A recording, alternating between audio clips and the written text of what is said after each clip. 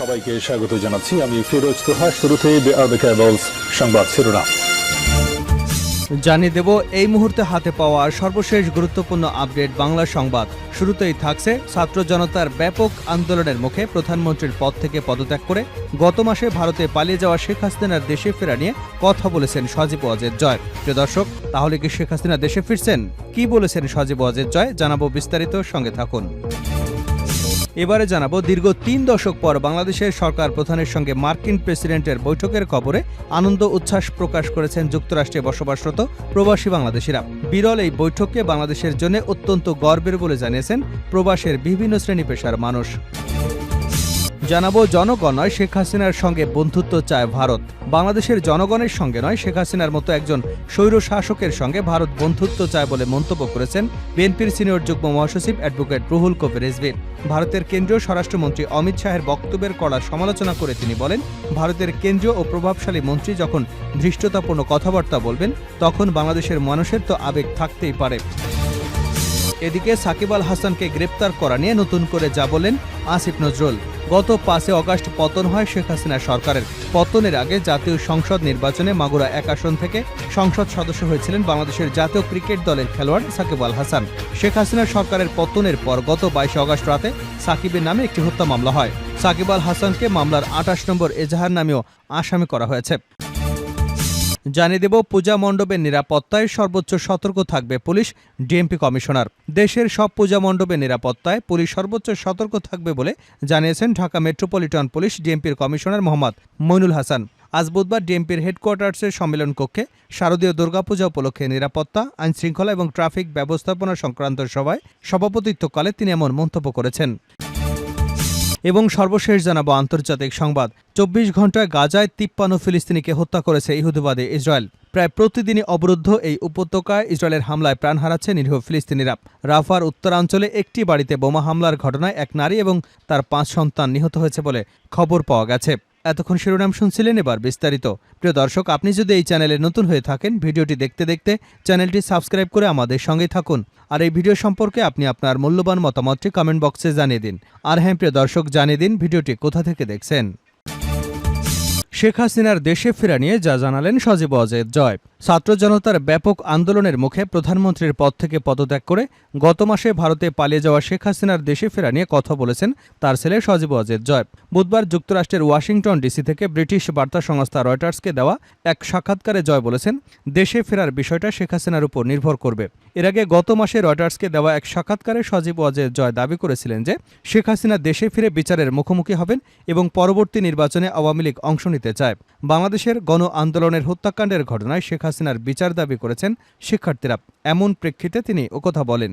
তবে শেখ হাসিনা দেশে ফিরবেন কিনা মঙ্গলবার জানতে চাওয়া হলে জয় বলেন, এটা তার সিদ্ধান্ত। এই মুহূর্তে আমি আমার দলের লোকজনকে নিরাপদে রাখতে চাই। ইউনূস সরকার তার উপর যে নিষ্ঠুরতা চালাচ্ছে সেটাকে আমি বিশ্ববাসীর কাছে তুলে ধরতে চাই। বাংলাদেশে আগামী ১.৫ বছরের মধ্যে নির্বাচন হওয়া উচিত বলে সেনাপ্রধান যে মন্তব্য করেছেন তাতে সন্তোষ প্রকাশ করেছেন সজীব ওয়াজেদ জয়। আওয়ামী লীগকে বাদ দিয়ে কার্যকর কোনো সংস্কার বা নির্বাচন সম্ভব নয়। নির্বাচন আয়োজনের সময় আরও আগেই প্রত্যাশিত ছিল বলেও মন্তব্য করেছেন তিনি। সোমবার রয়টার্সে প্রকাশিত এক সাক্ষাৎকারে সেনাপ্রধান ওয়াকারুজ্জামান বলেছেন, বাংলাদেশে ১.৫ বছরের মধ্যেই গণতান্ত্রিক প্রক্রিয়ার উত্তরণ হওয়া উচিত বলে মনে করেন তিনি। তবে পরিস্থিতি যাই হোক না কেন তিনি ডক্টর মোহাম্মদ ইউনূসের নেতৃত্বাধীন অন্তর্বর্তী সরকারকে সমর্থন দিয়ে যাবেন। আর ওই বক্তব্যের প্রতিক্রিয়ায় মঙ্গলবার রয়টার্সকে দেওয়া সাক্ষাৎকারে সজীব ওয়াজেদ জয় বলেন, শেষ পর্যন্ত আমরা একটা সময়সীমা পেয়েছি, এতে আমি খুশি। কিন্তু আমরা দেখতে পাচ্ছি একটি অসাংবিধানিক অনির্বাচিত সরকার দেশে নানা সংস্কারের কথা বলছে, যা পরিস্থিতিকে আরও খারাপ করে তুলবে। শেখ হাসিনা পালিয়ে যাবার পর পুলিশ বাহিনী অকার্যকর হয়ে পড়লে সেনাবাহিনী গুরুত্বপূর্ণ ভূমিকা পালন করতে শুরু করে। তবে সজীব ওয়াজেদ জয় বাংলাদেশের সেনা অভ্যুত্থানের অতীত কিছু উদাহরণ তুলে ধরেন। তিনি বলেন, দেশের সবচেয়ে পুরনো এবং বৃহত্তম রাজনৈতিক দলকে বাদ দিয়ে কোনো গ্রহণযোগ্য সংস্কার বা নির্বাচন করা অসম্ভব। তার ভাষ্য, এটা অন্তর্বর্তী সরকারের উপর নির্ভর করছে যে তারা আওয়ামী লীগের সঙ্গে আলোচনা করবে নাকি তাদের মতো করে নির্বাচন আয়োজন করবে। জো বাইডেন ডক্টর ইউনূস বৈঠক, উচ্ছ্বাসিত প্রবাসীরা। দীর্ঘ ৩ দশক পর বাংলাদেশের সরকার প্রধানের সঙ্গে মার্কিন প্রেসিডেন্টের বৈঠকের খবরে আনন্দ উচ্ছ্বাস প্রকাশ করেছেন যুক্তরাষ্ট্রে বসবাসরত প্রবাসী বাংলাদেশিরা। বিরল এই বৈঠকে বাংলাদেশের জন্য অত্যন্ত গর্বের বলে জানিয়েছেন প্রবাসের বিভিন্ন শ্রেণী পেশার মানুষ। তারা জানিয়েছেন, মাত্র ১ মাসের কিছু বেশি সময়ের মধ্যে মার্কিন প্রেসিডেন্টের সঙ্গে বৈঠক একটি নজিরবিহীন ঘটনা। এই বৈঠকই প্রমাণ করে আগামী দিনে যুক্তরাষ্ট্রের সঙ্গে বাংলাদেশের কূটনৈতিক সম্পর্ক কতটুকু গভীর হবে। বৈঠকের শুরুতে বাইডেন ইউনূসের আলিঙ্গনের ছবি এবং ভিডিও সোশ্যাল মিডিয়ায় ভাইরাল হয়ে যায় কিছুক্ষণের মধ্যেই। নিউ ইয়র্কের জ্যাকসন হাইটসের বাঙালিপাড়া থেকে শুরু করে কূটনৈতিক মহলে আলোচনার মূল বিষয়বস্তু ছিল দুই নেতার ঐতিহাসিক এই বৈঠক। প্রবাসীরা আশা করছেন যুক্তরাষ্ট্রের কাছে বাংলাদেশের দীর্ঘদিনে যেসব দাবি তা পূরণ হতে সময়ের ব্যাপার মাত্র, আর সেটা ডক্টর ইউনূসের নেতৃত্বেই সম্ভব। বাংলাদেশ সোসাইটি ইউএস এর সভাপতি আব্দুল রব মিয়া কালের কণ্ঠকে বলেন, ৩ দশকেরও বেশি সময় পর কোনো বাংলাদেশের সরকার প্রধানের সঙ্গে আনুষ্ঠানিক বৈঠক করেছেন মার্কিন প্রেসিডেন্ট। এটা বাংলাদেশি হিসেবে আমাদের জন্য গর্বের। ডক্টর মোহাম্মদ ইউনূস দেশ সংস্কারের দায়িত্ব নিয়েছেন বলে এটা সম্ভব হয়েছে। এই বৈঠকের খবরে প্রবাসীরা আনন্দিত, উচ্ছ্বাসিত। তিনি বলেন, বহু বছর ধরে আমরা ছিলাম শোষিত। এই অবস্থায় ডক্টর মোহাম্মদ ইউনূস দায়িত্ব নেওয়ায় জনমনের স্বস্তি ফিরে এসেছে। যুক্তরাষ্ট্রে বাংলাদেশি কমিউনিস্টের এই শীর্ষ নেতা আরও বলেন, সারা বিশ্বে ডক্টর ইউনূসের গ্রহণযোগ্যতা রয়েছে। এটাকে কাজে লাগিয়ে তার হাত ধরেই দেশ আরও এগিয়ে যাক, এটাই প্রবাসীদের প্রত্যাশা। জনগণ নয়, শেখ হাসিনার সঙ্গে বন্ধুত্ব চায় ভারত, রিজভী।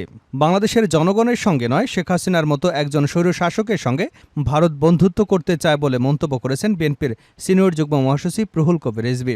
ভারতের কেন্দ্রীয় স্বরাষ্ট্রমন্ত্রী অমিত শাহের বক্তব্যের কড়া সমালোচনা করে তিনি বলেন, ভারতের কেন্দ্রীয় ও প্রভাবশালী মন্ত্রী যখন ধৃষ্টতাপূর্ণ কথাবার্তা বলবেন তখন বাংলাদেশের মানুষের তো আবেগ থাকতেই পারে। তারা যখন হেয় করবে, অবহেলা করবে, ঘৃণা করবে, তখন তো আমাদের মধ্যে আবেগ আসবেই।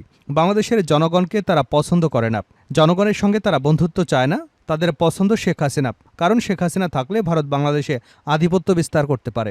বুধবার দুপুরে ঢাকা রিপোর্টার্স ইউনিটিতে বাংলাদেশ জাতীয়তাবাদী পল্লী চিকিৎসক অ্যাসোসিয়েশন আয়োজিত সংগঠনটির ১৬তম প্রতিষ্ঠা বার্ষিকী উপলক্ষে বিএনপির বিগত আন্দোলনে গুম খুন হওয়া ব্যক্তিদের আর্থিক অনুদান অনুষ্ঠানের প্রধান অতিথির বক্তব্যে এসব কথা বলেন।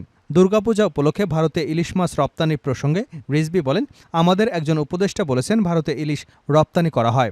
এখানে আবেগে কথা বললে হবে না। বাঙালি জনগোষ্ঠী ভারতে আছে। দুর্গাপূজার সময় ইলিশ তাদের কাছে একটি বড় উপাদান, সেটা আমরা জানি। আমরা কোনোদিনই ইলিশ রপ্তানিতে বাধা দেইনি। কিন্তু ভারতের স্বরাষ্ট্রমন্ত্রী যখন বলেন বাংলাদেশি অবৈধ অনুপ্রবেশকারীদের উল্টো করে ঝুলিয়ে সোজা করবে, তখন তো আমাদের মধ্যে আবেগ তৈরি হবেই। দলটির মুখপাত্র বলেন, আমাদের গোটা জাতিই তো নিজ দেশে নিজ রাষ্ট্রের ব্যাপারে অত্যন্ত আবেগপ্রবণ। ভারতে ইলিশ মাছ রপ্তানি হতেই পারে, কিন্তু ভারতের স্বরাষ্ট্রমন্ত্রীর বক্তব্যের পর আমি কেন বলবো না আমরা ইলিশ মাছ দেব না। সাকিবকে গ্রেপ্তার করা নিয়ে নতুন করে যা বললেন আসিফ নজরুল। গত ৫ আগস্ট পতন হয় শেখ হাসিনা সরকারের। পতনের আগে জাতীয় সংসদ নির্বাচনে মাগুরা ১ আসন থেকে সংসদ সদস্য হয়েছিলেন বাংলাদেশ জাতীয় ক্রিকেট দলের খেলোয়াড় সাকিব আল হাসান। শেখ হাসিনা সরকারের পতনের পর গত ২২ আগস্ট রাতে সাকিবের নামে একটি হত্যা মামলা হয়। ৫ আগস্ট গার্মেন্টস কর্মী রুবেলকে হত্যার নির্দেশদাতা হিসেবে ক্রিকেটার সাকিব আল হাসানের বিরুদ্ধে ডিএমপির আদাবর থানায় একটি হত্যা মামলা দায়ের হয়। সাকিব আল হাসানকে মামলার ২৮ নম্বর এজাহারিও আসামি করা হয়। যদিও গত ৫ আগস্ট রুবেল নিহত হবার সময় সাকিব কানাডায় ছিলেন। এ সময় কানাডার গ্লোবাল টি-20 লিগে খেলছিলেন তিনি। এমনকি বৈষম্যবিরোধী ছাত্র আন্দোলনের পুরো সময় দেশে ছিলেন না সাকিব আল হাসান। তাই সাকিবের নামে এই মামলার উদ্দেশ্য নিয়ে অনেকেই প্রশ্ন তোলেন। এ সময় হত্যা মামলার আসামি হওয়ায় জাতীয় দল থেকে সাকিবকে বাদ দেওয়ার জন্য মামলার তদন্তের স্বার্থে তাকে দেশে ফিরিয়ে আনতে বিসিবিকে আইনি নোটিশ পাঠান একজন আইনজীবী। তখন বিবিসির সভাপতি ফারুক আহমেদ জানিয়েছেন, আদালতে দোষী প্রমাণিত হবার আগ পর্যন্ত সাকিবের খেলতে কোনো বাধা নেই।